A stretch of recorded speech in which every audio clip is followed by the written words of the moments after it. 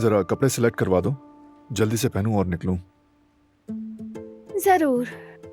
ये तो मुनासिब नहीं है, मैं अंदर से कुछ और लाती हूँ। ठीक है।